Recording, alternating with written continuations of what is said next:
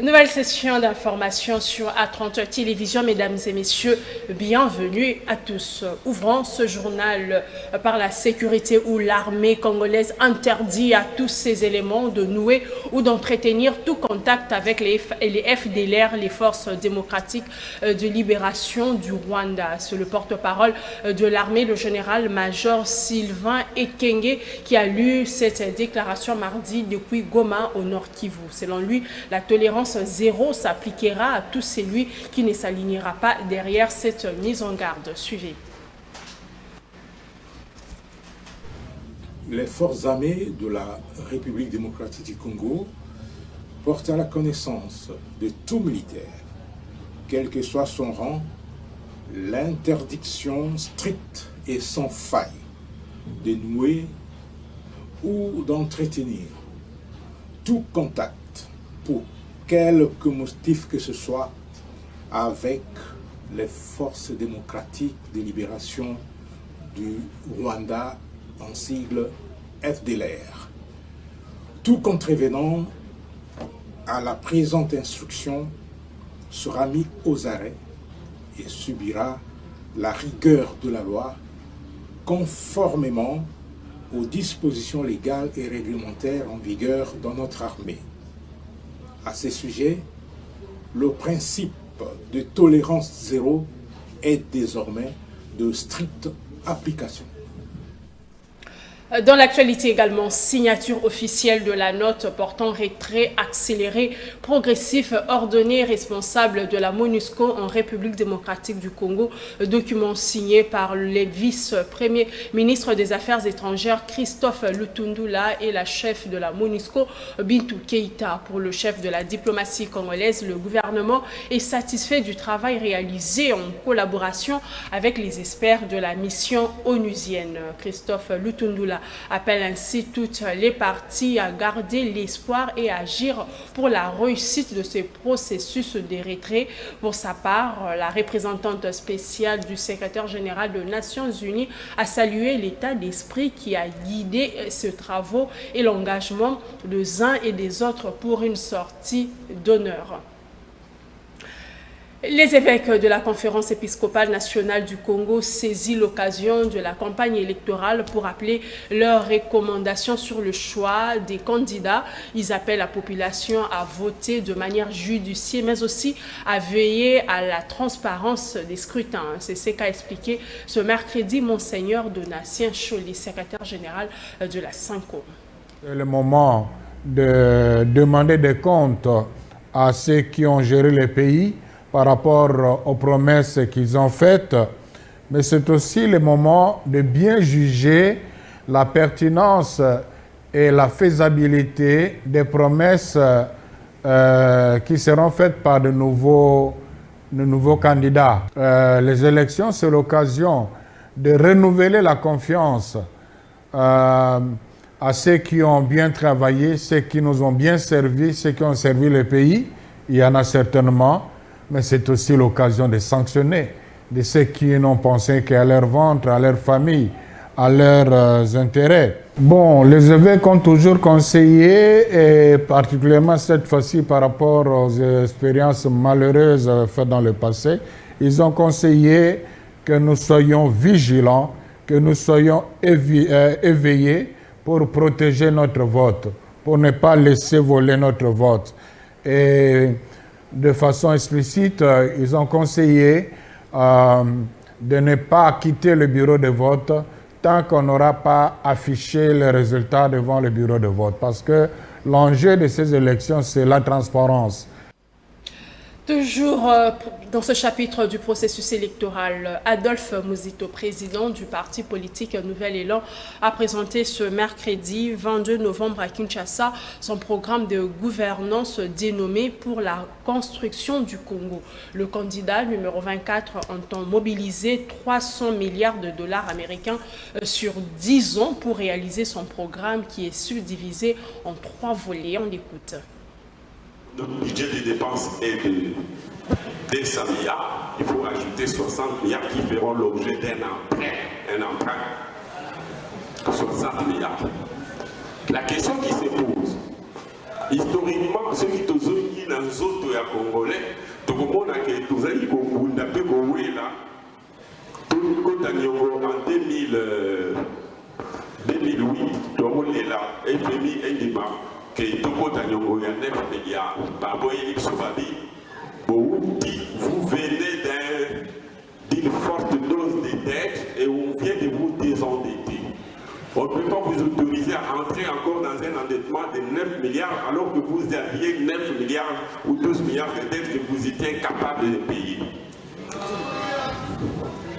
Ils ont accepté qu'on s'endette au lieu de 9 milliards de 6 milliards, sur lesquels 3 milliards devaient financer l'investissement minier qui allait générer du quoi, de 30 milliards que nous devions cette fois-là affecter aux investissements devaient aller être remboursés.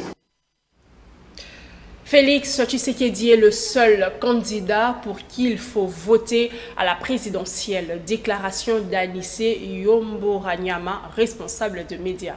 Après moult analyses, il note 20 raisons majeures de réélire le président de la République, candidat à sa propre succession.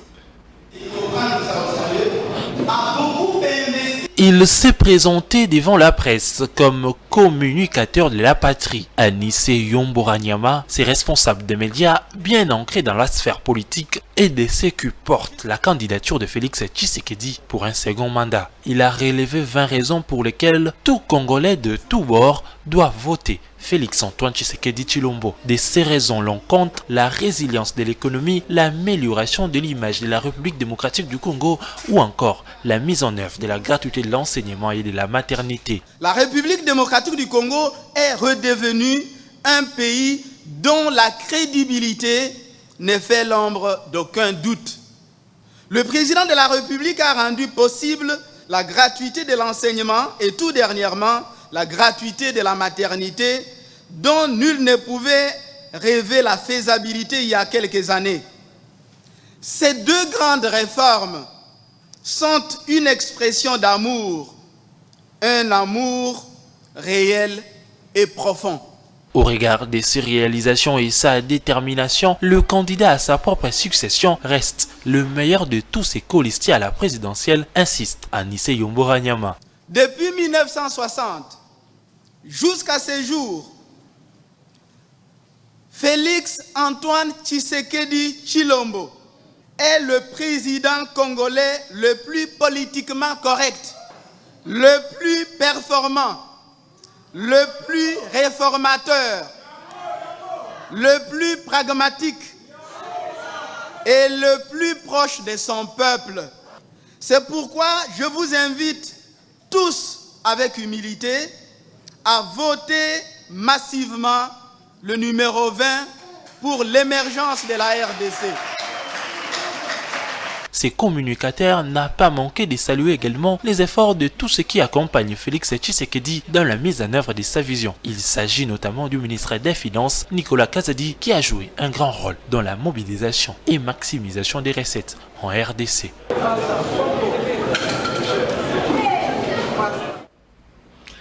Un mot sur la campagne électorale. Le candidat numéro 20, Félix Tshisekedi, clôture sa tournée dans le Congo central ce mercredi. Félix Tshisekedi se rendu à Mbanza-Ngungu, Kisantu et Kimpese. Là-bas, il a appelé à consolider les acquis du développement du pays pour faire avancer la République démocratique du Congo. Moïse Katumbi, candidat numéro 3 dans sa tournée de campagne électorale, est arrivé dans la soirée de ce mercredi à Bunia, dans la province de l'Ituri. Bien avant, Moïse Katumbi s'était rendu à Isiro, dans la province de Haut-Touélé, où il a promis de résoudre les conditions de vie sociale de la population une fois élu président de la République démocratique du Congo. Moïse Katumbi est attendu ce jeudi à Goma. Le parti Ensemble pour la République dénonce le blocage d'une autorisation de survol et atterrissage de l'un de ses avions affrétés par leur candidat à la présidentielle, Moïse Katumbi, de circuler au-dessus de l'espace aérien congolais. D'après Maître Hervé Diakessé, cet appareil devrait être un ajout crucial à la flotte de campagne de ce candidat. Il fustige également leur expulsion d'une salle où ils devraient tenir leur conférence de presse ce mercredi. Suivez. Notre parti, Ensemble pour la République, a affrété un avion qui traîne encore en Afrique du Sud et qui aurait dû compléter la flotte aérienne de la campagne de notre candidat Moïse Katumbi Tchapou. Et pour des raisons que nous ignorons jusqu'à ces jours, après des lettres de relance auprès de l'autorité de l'aviation civile, qui en règle générale est composée des professionnels dont nous saluons toujours l'intégrité, mais nous remarquons en réalité que ce sont des considérations politiciennes qui bloquent l'attribution de cette autorisation, et particulièrement l'Agence nationale des renseignements qui est toujours derrière les derniers feux verts à accorder aux avions affrétés qui doivent survoler les territoires nationaux.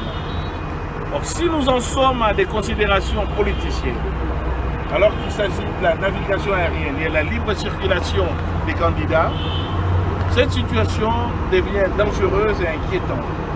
D'abord pour l'égalité de tous les candidats pendant la campagne, mais aussi quand même pour notre propre sécurité aérienne. Si nos services de renseignement s'immiscent et peuvent à tout moment, pour des considérations arbitraires et iniques, empêcher que nous puissions avoir un avion pour lequel nous assurons beaucoup de dépenses et qui est maintenu encore jusqu'aujourd'hui en Afrique du Sud pour des raisons qui ne sont pas données, alors là, on ne s'étonne pas que nous ne soyons pas très bien cotés au niveau de l'Organisation de l'Aviation Civile Internationale parce qu'il y a des immixtions inutiles dans des considérations qui sont uniquement techniques.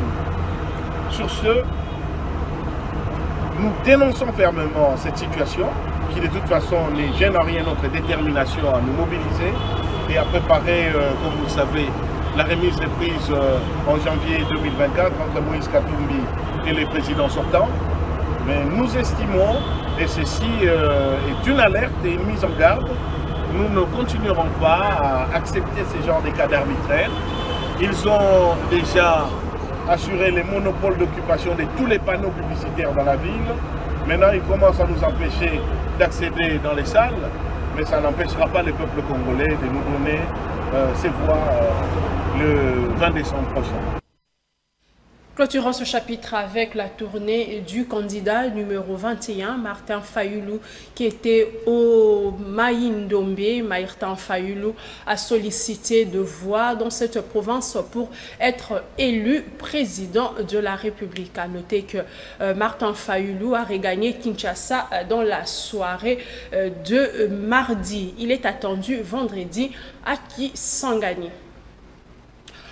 En ce jour du travail au Katanga, le directeur général de l'autorité de régulation de la sous-traitance dans le secteur privé était face aux entrepreneurs locaux. Miguel Kachal Katemba les a sensibilisés à la vision du président de la République pour l'émergence de la vraie classe moyenne en République démocratique du Congo. C'était au bâtiment du 30 juin de Lubumbashi, une salle remplie comme un œuf lors de cette rencontre. Reportage.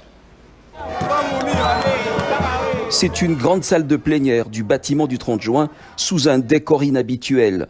Des panneaux géants frappés à l'effigie du premier citoyen congolais qui, dans son mandat, soutient à bras-le-corps la sous-traitance à travers le pays comme personne par le passé.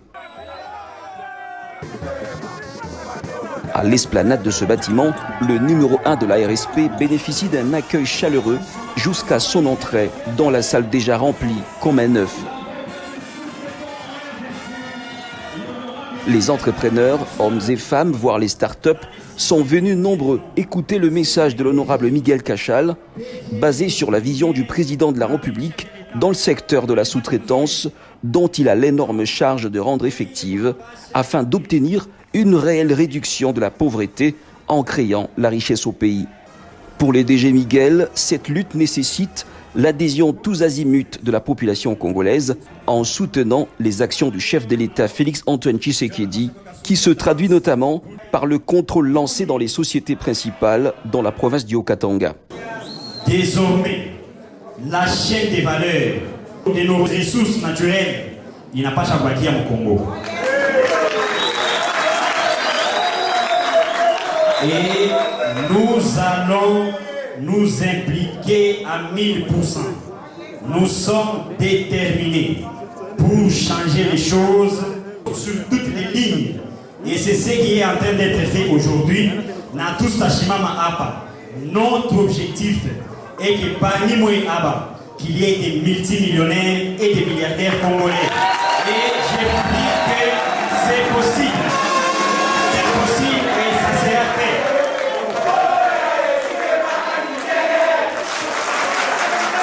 Il faut dire que cette rencontre a permis à l'assistance d'avoir des informations supplémentaires en ce qui concerne le fonctionnement des activités dans la sous-traitance en RDC. Rendons-nous dans la province de l'Ituri, précisément dans le territoire de Irumu, où le gouverneur militaire Luboya Kachama a livré officiellement des infrastructures scolaires construites dans le cadre du programme de développement local de 145 territoires.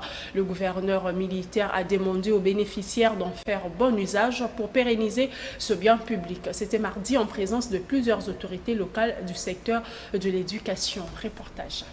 De l'abstrait au concret, le programme local de développement des 145 territoires, initié par le chef de l'État Félix-Antoine Tshisekedi Tshilombo, hier un rêve dévié, aujourd'hui une réalité. Un programme de développement à la base, au total, 35 infrastructures scolaires sont construites en territoire d'Irumu, Mambasa et Ndjougou à Ituri, une province sous état de siège. Le territoire d'Irumu compte 13 infrastructures sociaux de base.